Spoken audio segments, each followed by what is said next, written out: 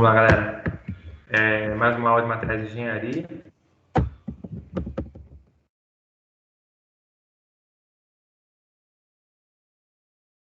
Nós vamos falar hoje sobre as características, aplicações e processamento dos polímeros, tá? Bom, a gente vai começar falando do comportamento, tensão, deformação. Já falamos sobre isso em relação aos materiais metálicos. E agora, nós também vamos falar um pouquinho sobre os materiais polímeros. As propriedades mecânicas dos polímeros são especificadas por muitos dos mesmos parâmetros que são usados nos metais.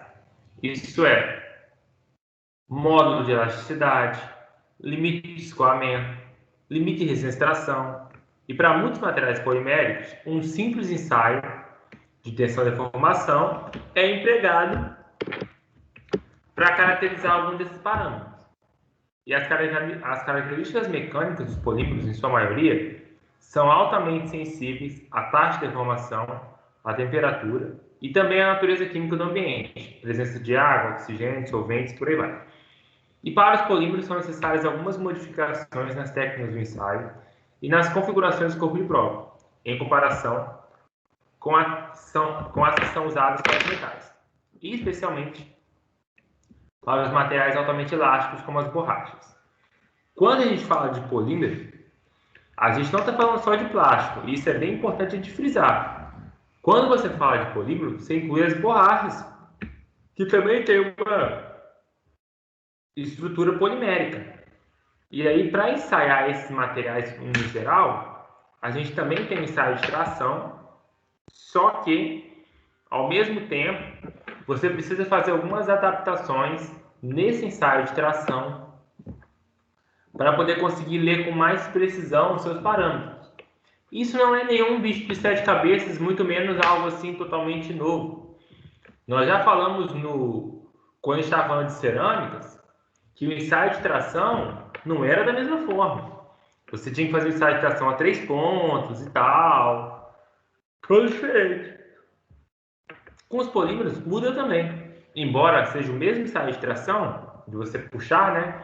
Mas você precisa fazer algumas adequações. Bom, primeiro que os materiais poliméricos, eles são encontrados 3 tipos diferentes de comportamento de tensão e deformação, como representado na figura seguinte. Você tem um material polimérico A, né? Tá vendo essa linha vermelha aqui, que é um material altamente frágil. O B, que é um material plástico, você tem uma região elástica muito pequena, né? Deforma muito pouco elasticamente, e o restante é só uma deformação plástica. E você tem os materiais que são altamente elásticos, que são os elastoméricos, família das borrachas, por exemplo. A curva A, como a gente falou, ela ilustra um polímero frágil, né? Já a curva B, que é semelhante a muitos materiais metálicos, onde a deformação inicial é elástica, seguida por escoamento em uma região de deformação plástica. E a C é totalmente elástica. Essa é a elasticidade típica da borracha. Grandes deformações recuperáveis e produzidas sob baixo nível de tensão. Então, polímeros frágeis, polímeros normais e borrachas. É semelhante aos metais, mas lógico que há tensões muito menores do que as tensões encontradas para os metais, tá? Aí pegando aquela curva B, você também tem a questão da curva de tensão e deformação para o polímero plástico, mostrando como são determinados os limites de escoamento e de resistência à tração. E aí você repara que esses limites de escoamento e de resistência à tração, que estão indicadas aí na sua mensagem, são basicamente a mesma maneira que onde você encontra os metais, tá? Limite de escoamento é onde ele sai da parte é onde ele sai da parte plástica, da elástica, e entra na plástica, e o resistência à tração é onde ele vai de fato se romper.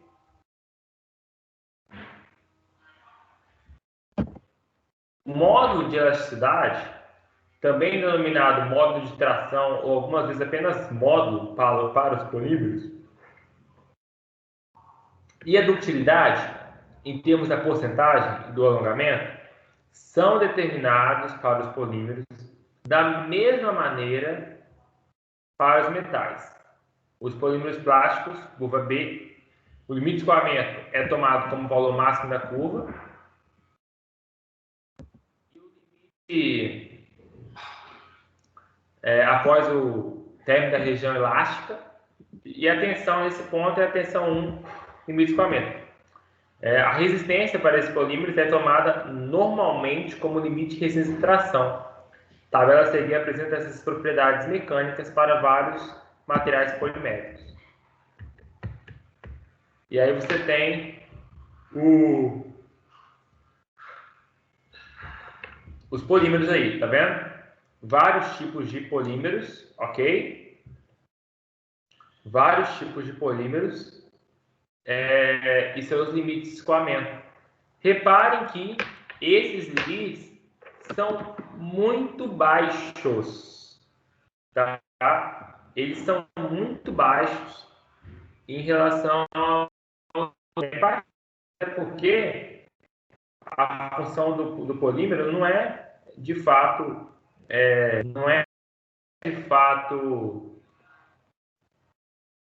o principal deles, né? Eles têm outras características que o tornam interessante, tá? Embora existam alguns polímeros aí, como você vê o policarbonato, o polimetacrilato de metila, que tem até um limite de escoamento até considerável. Mesmo assim, não chega na casa dos ácidos, não, beleza? Não chega na casa dos ácidos, não. Polímeros são, em muitos aspectos, mecanicamente diferentes dos metais. Por exemplo, o módulo dos materiais poliméricos altamente elásticos pode ser tão baixo quanto 7 MPa. 7 MPa não é nada, né? Mas também pode ser tão elevado quanto 4 GPa. Para alguns polímeros muito rígidos, os valores dos módulos metais são muito maiores, entre 48 GPa e 410 GPa. Os limites máximos de resistência à tração para os polímeros são na ordem de 100 MPa, enquanto algumas ligas metálicas atingem 4.100 MPa. Enquanto os metais raramente se alongam praticamente além de 100%, alguns polímeros muito elásticos podem apresentar alongamentos superiores a 1000%. Então, aí é uma comparaçãozinha que você tem aí dos metais e dos polímeros. Beleza? Gente, só para aproveitando que a gente está falando de polímero, eu vi uma matéria hoje e eu queria até comentar com vocês que eu vi de um polímero que a gente está estudando no meio. Tá vendo esse polimetacrilato de metila? Também chamado às vezes de polimetilmetacrilato, que é o PMMA. Tá vendo esse cara aqui? Esse polímero? Polimetacrilato de metila, que nós estudamos no capítulo passado. Vamos falar um pouquinho sobre ele agora, esse capítulo também. Saiu uma reportagem, né? E essa reportagem está em vários sites também, de uma dentista que ela deformou o rosto de uma fazendo a harmonização facial, porque ela usava esse material, polimetacrilato de metila, em vez de usar o material que é o mais comum, que é o ácido hialurônico, né? Mas ela aplicava esse polímero nas mulheres e então a advogado, inclusive, de 25 vítimas estava colocando no processo, deu entrevista fantástico e tal. Mas só para poder vocês verem que a quantidade de aplicação que um polímero tem, né? Desde aplicações industriais até aplicações no ramo de estética, embora, para o caso específico, essa mulher acabou usando um polímero que não deveria, um material que não deveria, inclusive um material que nós estamos falando sobre ele também, para poder fazer esse negócio de... esse procedimento estético, né? Que as mulheres fazem no rosto, e acabou gerando esse prejuízo aí, prejudicando a vida de aproximadamente 40 mulheres, tá? Então, só um adendo aí interessante para mostrar para vocês uma das aplicações de um dos polímeros, tá? Voltando para as características mecânicas, são muito mais sensíveis à mudança de temperatura, próxima à temperatura ambiente. Considere o comportamento, por exemplo, do polimetacrilato de metil plexiglass a várias temperaturas, que é o famoso material que a mulher aplicou no rosto das outras mulheres. Um aumento na temperatura produz redução, tá vendo? Você tem aqui várias linhas dela, ok? Isso aqui, o que é isso? É o gráfico de tensão e deformação do mesmo material, só que aqui a temperatura é 4 graus Celsius, aqui é 20, aqui é 30, aqui é 40, aqui é 50 e aqui é 60. Olha que doideira. Olha que doideira. Uma variação de apenas 20 graus Celsius. Uma variação apenas de 20 graus Celsius. 20 não, desculpa. No caso aqui, total dá 54, né? Mas aqui, ó, olhando daqui para cá, de 40 para 60. Uma variação de apenas 20 graus Celsius mudou completamente o diagrama de tensão e deformação. E quando você pega tudo de 4 para 60, que dá 56 graus Celsius, praticamente era um polímero muito rígido. Olha que maluquice. Os metais pode acontecer? Pode, mas a temperaturas muito altas. Muito altas. Mesmo assim, não vai ter uma zona elástica igual essa aqui. E os polímeros podem ter essa variação dentro de o mesmo material, tá, gente? A influência da taxa de deformação sobre o comportamento mecânico também pode ser importante. Em geral, uma diminuição da taxa de deformação tem a mesma influência sobre as características de tensão e deformação que um aumento de temperatura. Isso é, o material se torna mais macio e mais dúctil. Beleza? Então, nós falamos sobre a questão do comportamento de tensão e deformação. E é lógico, né? Sempre a gente vai ter como referência os metais. E tudo que a gente falar de polímero e de cerâmica é comparando com os conhecimentos que nós já temos para os metais. Tá? Agora, falando da deformação macroscópica. Alguns aspectos da deformação macroscópica dos polímeros semicristalinos merecem nossa atenção. A curva, tensão e deformação em tração para o material semicristalino, que inicialmente não estava deformado, está mostrado na figura 15.4. E aí mostra uma tensão e deformação. Os perfis do corpo de prova para vários estágios. Também são excluídas nessa figura as representações esquemáticas dos perfis de corpo de prova.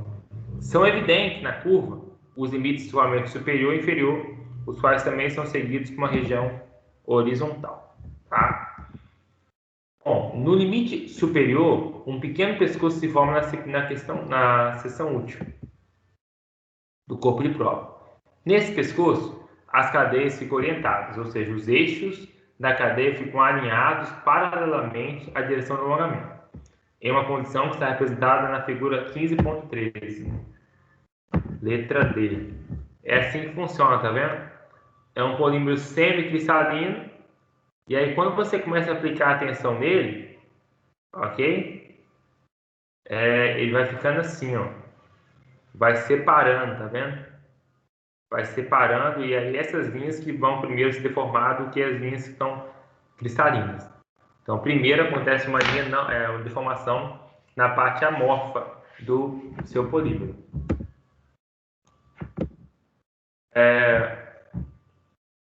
Nesse ponto, uma resistência à continuidade da deformação. E o alongamento do corpo de prova vai prosseguir pela propagação do pescoço ao longo do comprimento útil. O fenômeno de orientação das cadeias acompanha a secção do pescoço. Esse comportamento de tração pode ser contrastado com o encontrado de metais dúcteis, os quais, uma vez que o pescoço tenha sido formado, toda deformação subsequente fica confinada nessa região do pescoço. Então, a grande diferença dos materiais dúcteis para os metais é que quando você, nos metais, que você há a famosa restrição, né, que é o pescoço, o surgimento do pescoço, toda a deformação vai acontecer ali. Nos polímeros, não. Nos polímeros, essa deformação ela continua acontecendo em toda a região do corpo de prova ali no meio, tá? Então, tem essa pequena diferença entre os metais e os polímeros. Além disso, vamos falar um pouquinho sobre a deformação viscoelástica. Um polímero amorfo pode se comportar como um vidro em temperaturas baixas, como um sólido com as características de uma borracha em temperaturas intermediárias e como um líquido viscoso conforme a temperatura aumentar ainda mais. Sob deformações relativamente pequenas, o comportamento mecânico em baixas temperaturas pode ser elástico, ou seja, de acordo com a lei de Hooke. Em temperaturas mais altas, prevalece um comportamento viscoso ou semelhante no líquido. Em temperaturas intermediárias, ele é um sólido com características de borracha, exibindo características mecânicas que são uma combinação desses dois extremos. Essa condição é chamada de viscoelasticidade. Então, olha que doideira. O mesmo material, o mesmo polímero, em temperaturas muito baixas, ele vai se comportar como um polímero rígido ali, né? Uma certa rigidez, tendo um comportamento ali mecânico elástico, ou seja, lei de Hooke, tensão é igual ao modo de elasticidade vezes deformação, uma reta, né? Região elástica é uma reta. Aí aquecer um pouquinho, temperatura intermediária, ele é um sólido com características de borracha, ou seja, a curva já vai ser aquela curva bem rente, né? A linha de baixo ali. E quando aquecer ainda mais, ele vai ser um líquido viscoso, né? E ou seja, quando você tem um polímero que tem essas três características de acordo com a temperatura, essa característica dele é chamada viscoelasticidade. A deformação elástica ela é instantânea, ou seja, significa que a deformação total ocorre no instante em que a tensão é aplicada ou liberada. Isso é independente do tempo. Além disso, com a liberação das tensões externas, a deformação é totalmente recuperada. A amostra assume as suas dimensões e esse comportamento ele é representado na figura 15.5b. Então aqui, ó, 15.5b. Aplicou a carga, beleza? Aplicou a carga gerou deformação. Soltou a carga soltou deformação. Beleza? Se for um material elástico. Se for um material elástico. Ok? Agora, se for um material em contraste, se for um material viscoso, a deformação não é instantânea, ou seja, ela não vai ser uma resposta à aplicação da tensão. Ela é retardada ou dependente do tempo. E aí vai ser assim, ó. E além disso, não é deformação reversível ou completamente recuperada. Então, no caso de materiais líquidos viscosos, o que vai acontecer? Começou a aplicar a carga, ele começou a deformar. A hora de aplicar, ele para de deformar, mas vai continuar ali, ó, naquela deformação. Não volta mais. Tá? E se for um caso de um viscoelástico, ele vai ser como da função em C. Aplicou a carga, já tem um pouco de deformação instantânea, como você teria se fosse material elástico, Depois, com a carga aplicada, ele vai deformando um pouco, ou seja, como se fosse um viscoso. E aí, quando você solta a carga, ele volta um pouquinho aqui, como se fosse a volta do elástico aqui. E aí, por fim, ele vai diminuindo, tá? Isso é um viscoelástico.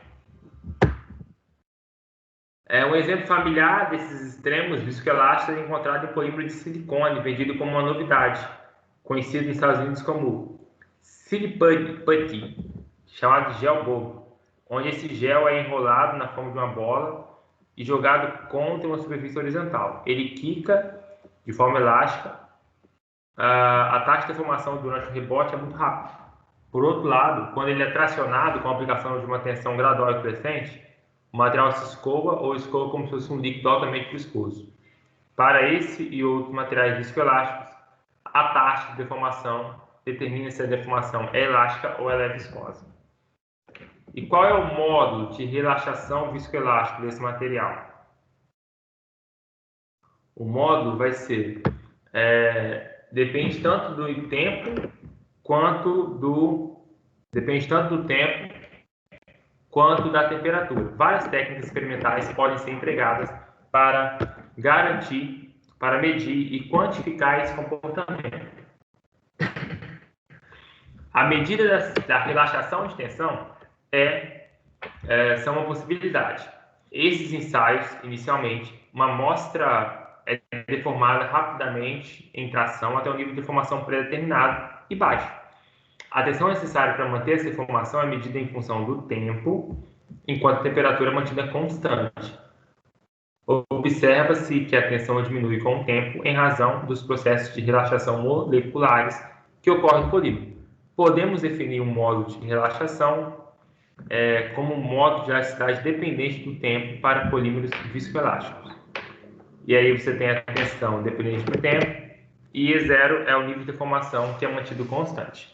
Tá? Então você percebe que o modo de elasticidade, nos casos dos polímeros viscosos, viscoelástico, ele deixa de ser modo de elasticidade e passa a ser modo de relaxação. E em vez de ser uma função, um valor fixo, é uma função em relação ao tempo. Além disso, a magnitude desse módulo é uma função da temperatura, tá? Então varia com o tempo e com a temperatura. Para caracterizar mais completamente o comportamento viscoelástico em polímero, essas medidas devem ser conduzidas isotermicamente em diversas temperaturas. E a figura 15.6 vai mostrar aí um gráfico esquemático do logaritmo do módulo de relaxação em função do logaritmo do tempo, tá? Relaxação em função do tempo. Esse tem várias temperaturas, beleza? Onde, quanto mais embaixo, maior a temperatura. E essa é a relação que você tem. Ou seja, para o mesmo tempo, o módulo de relaxação vai ser maior quando a temperatura for menor, tá? E para representar essa influência, são tomados pontos em instante de tempo específico. O que ele fez aqui, pegou um tempo específico e tomou os pontos. Então, esses dados são representados como um logaritmo em função da temperatura. A figura 15.7 mostra um desses gráficos para um poliestireno amorfo. Nesse caso, T1 foi tomado em 10 segundos após a aplicação da carga. Aqui, ó, T1, temperatura inicial, temperatura final, tá? Esse aqui é essa linhazinha aqui, ó. Só que tá especificamente para Aí você tem o modo de relaxação, temperatura, e aí você tem vítrea, coriácea, borrachoso, escoamento como borracha e escoamento viscoso. Tá? Então esse aqui é o poliestireno amorfo, mostrando 5 regiões que representam comportamentos viscoelásticos diferentes. Ok? Tudo de acordo com a temperatura e de acordo com o modo de relaxação. Tá? Conforme a temperatura aumenta, o módulo de relaxação ele vai cair abruptamente, por um fator de aproximadamente 1000, né? 10 ao cubo. é um intervalo de temperatura de 20 graus Celsius. Essa região é algumas vezes chamada de coriácea, semelhante ao couro, ou de transição vítrea. A temperatura de transição vítrea encontra-se próxima à extremidade superior de temperatura. Para o poliestireno, essa temperatura é 100 graus Celsius.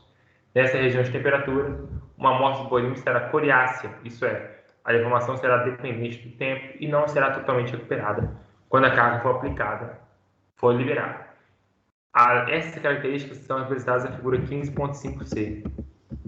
Então, voltando a 15.5c, é a maneira como se comporta na região coriácea. Lembrando, mais uma vez, que esses três comportamentos aqui podem existir no mesmo material, só variando de acordo com a temperatura, tá?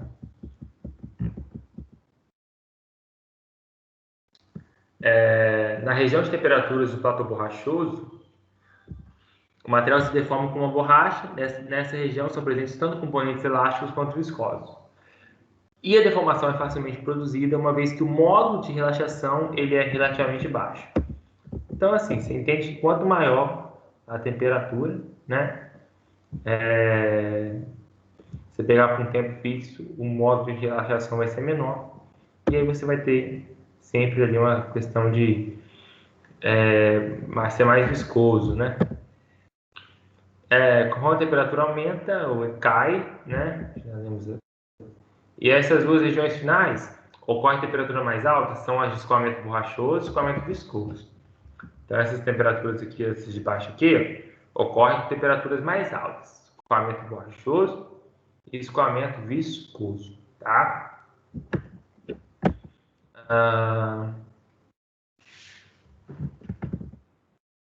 No aquecimento com essas temperaturas, o material apresenta uma transição gradual para um estado semelhante de uma borracha mole e, finalmente, um líquido viscoso.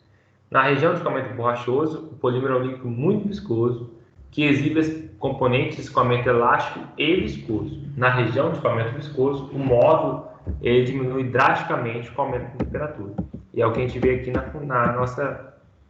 nessa região aqui, tá vendo? Até que na região do borrachoso, o módulo ele reduz menos com a temperatura, tá vendo? Já nessa região aqui, tanto do borrachoso, principalmente como borracha, como do viscoso, o módulo ele cai abruptamente, tá vendo? O gráfico aqui, ó, ele cai muito, muito, muito, muito mesmo em relação ao aumento de temperatura.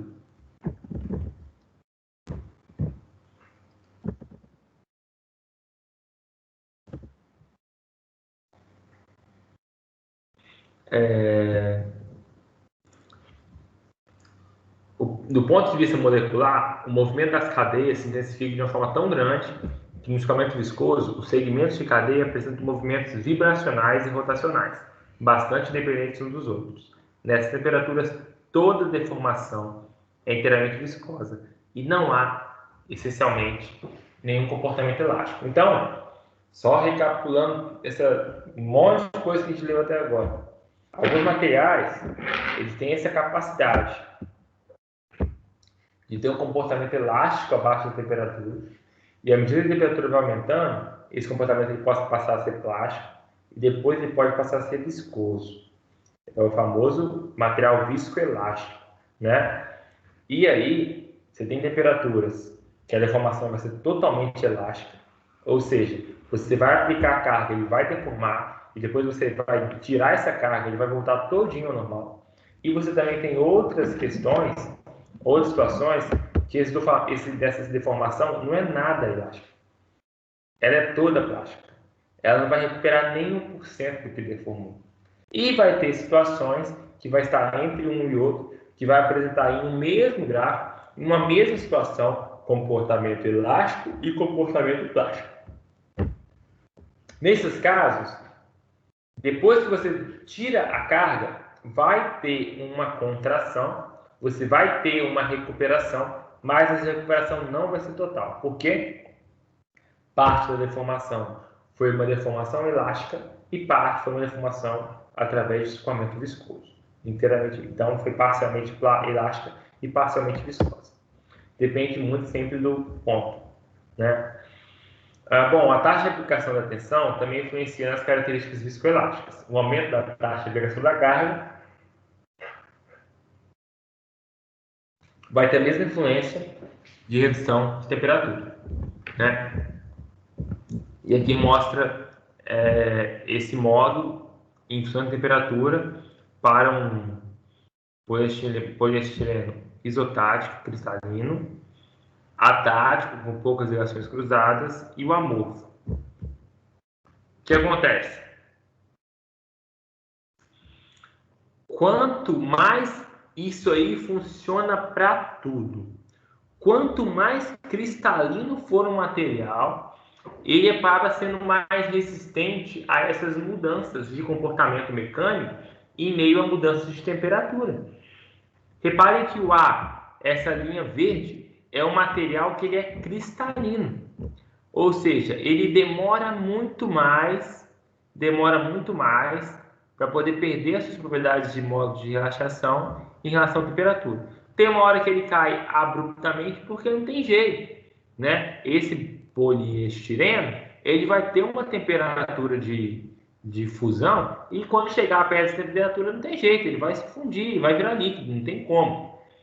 Mas o que nós estamos falando é o que acontece até chegar nessa temperatura, tá? Até chegar a essa temperatura, ele já caiu as propriedades antes ou não? Então, o material cristalino ele vai ter mais essa resistência. Já o material amorfo, ele vai ter menos essa resistência. Tá vendo? Antes de 200 graus, ele já perdeu toda a sua parte, já perdeu todo o seu modo de relaxação. Um material poliestireno atático com poucas ligações cruzadas significa que é um material que ele vai ser semicristalino, né? Logo, ele vai apresentar um comportamento inferior ao dos materiais cristalinos, porém, vai ser um comportamento melhor um pouco do que esse material fosse totalmente amorfo. Mais uma vez, reiterando, essas três curvas falam do mesmo material, tá? Nós temos costume, nos estudos dos metais das cerâmicas, comparar um material com o outro.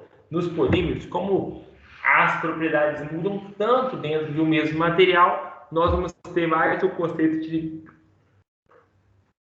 comparar um material com esse mesmo material em uma outra situação.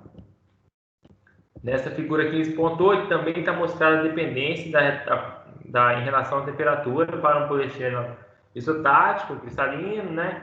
Nós falamos bem disso aí, ok? Lembrando que TV é a temperatura de transição vítrica, que é 100 graus, tá? 100 graus. Que essa temperatura, ela é a diminuição do módulo nessa temperatura é muito menos pronunciada do que a dos demais poliestirenos, uma vez que uma pequena fração do volume desse material é amorfo e apresenta transição vítrea, tá? Então a transição vítrea ela é uma característica do material amorfo. Então assim, se o material ele é cristalino, tem a parte pequena amorfa, é só essa parte que vai sofrer quando ele passar pela transição, temperatura de transição vítrea, tá? Vítrea tem a ver com vidro, vidro tem a ver com amorfo. Sempre lembra disso, ok? Já os materiais que são mais amorfos, eles quando passarem pela temperatura de transição vítrea, certamente vai despencar o seu módulo de relaxação. Além disso, tem a fluência viscoelástica. Vamos só, antes de entrar nesse ponto, lembrar o que é fluência, né? Fluência é quando você tem uma fratura por fluência, é quando você tem influência da temperatura, né? No módulo na tensão do material e acaba fazendo o material romper a tensão menor por causa da temperatura, beleza? E aí nós falamos muito sobre isso em ciências materiais. Bom, também existe a fluência viscoelástica em materiais poliméricos. Esse tipo de deformação pode ser significativo, mesmo em temperatura ambiente e sob tensões modestas, que se encontram abaixo do limite de escoamento do material. Por exemplo, os pneus de automóveis podem desenvolver áreas achatadas em suas superfícies de contato quando o automóvel fica estacionado por períodos de tempo prolongados. Os raios de influência em polímeros são conduzidos da mesma maneira que os metais. Isso é, uma tensão de tração, geralmente, é aplicada e é mantida em um nível constante enquanto a deformação é medida em função do tempo. Além disso, os testes são realizados sob condições isotérmicas. Os dados da fluência representados como modo de fluência pela expressão tensão zero sobre ET. Em tensão zero é tensão constante e ET é a deformação dependente do tempo. Então, você repara que no Ezinho da relaxação, a fórmula você tinha a tensão em função do tempo e a deformação inicial. Na fluência, você tem a tensão fixa e a deformação em função do tempo, tá? E por hoje é só mesmo, só essas questões iniciais da nossa parte de polímeros, beleza? E vou aproveitar, vou falar logo sobre o trabalho, mas assim, façam a lista primeiro, beleza? Só caso vocês vejam alguma situação, vocês já podem ir utilizando, já podem ir pesquisando, tá?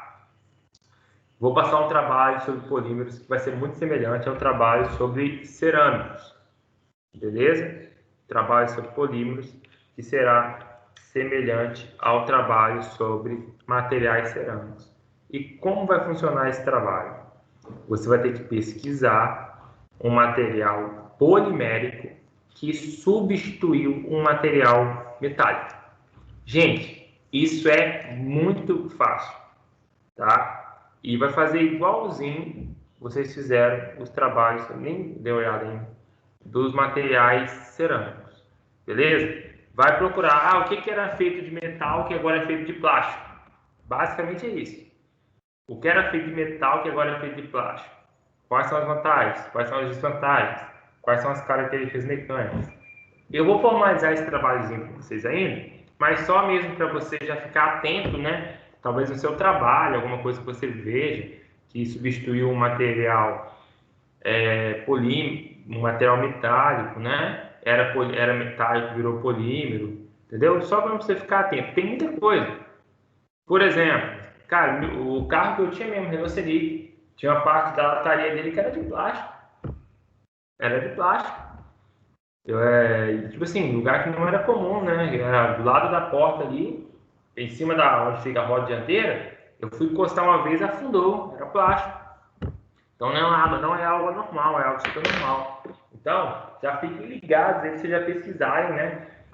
Situações, coisas, componentes, e de preferência aplicação industrial, já que o polímero tem muita coisa disso, que antes era de metal e passou a ser de plástico, ok?